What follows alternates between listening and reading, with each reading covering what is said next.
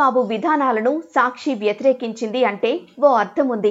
జగన్ కు చంద్రబాబు వ్యతిరేకం కాబట్టి చంద్రబాబుకు వ్యతిరేకంగా సాక్షి రాతలు రాస్తుంది.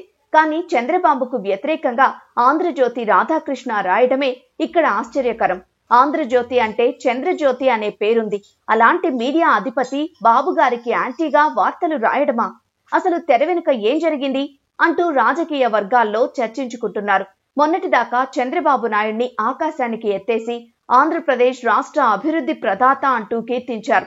కానీ ఇప్పుడేమో చంద్రబాబుకు వ్యతిరేకంగా రాస్తున్నారు. నిజానికి కొంతకాలంగా ఎందుకనో తెలియదు రాధాకృష్ణ చంద్రబాబు మీద వ్యతిరేక ధోరణి ప్రదర్శిస్తున్నారు. తన పత్రికలో కూటమి ఎమ్మెల్యేలపై అడ్డగోలుగా రాస్తున్నాడు. రాధాకృష్ణ ఈ స్థాయిలో నెగటివ్ టోన్ గతంలో చంద్రబాబు మీద ఎన్నడూ ప్రదర్శించలేదు. తాజాగా తన పత్రికలో కొత్త పలుకు శీర్షికన రాసిన సంపాదకీయంలో రాధాకృష్ణ బాబుపై తీవ్ర ఆగ్రహం వ్యక్తం చేశాడు. చంద్రబాబుకు P4 పిచ్చి పట్టుకుందని, ఎవరో చంద్రబాబుకు తలమాసిన సలహాలిస్తున్నారని, వారు కనిపిస్తే సన్మానం చేయాల్సి ఉంటుందని రాధాకృష్ణ తన కొత్త పలుకులో రాసుకొచ్చారు.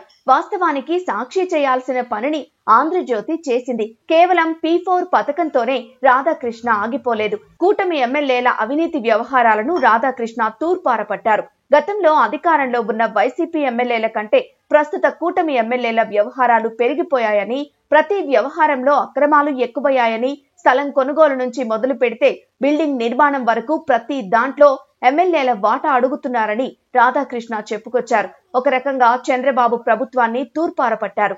రాధాకృష్ణ ఇలా రాయడం ఇది కొత్త కాకపోయినప్పటికీ ఈసారి మాత్రం తన టోన్ పెంచి రాధాకృష్ణ రాశారు. మొన్నటికి మొన్న టీడీపీ డిఎన్ఏలోనే పిరికితనం ఉంది అంటూ విమర్శలు చేసిన రాధాకృష్ణ ఇప్పుడు ఇంకొంచెం డోస్ పెంచారు.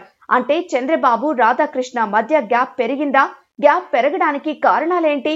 రాధాకృష్ణ ఇలా రాయడానికి ప్రేరేపించిన అంశాలేమిటి అనే చర్చ జోరుగా సాగుతోంది.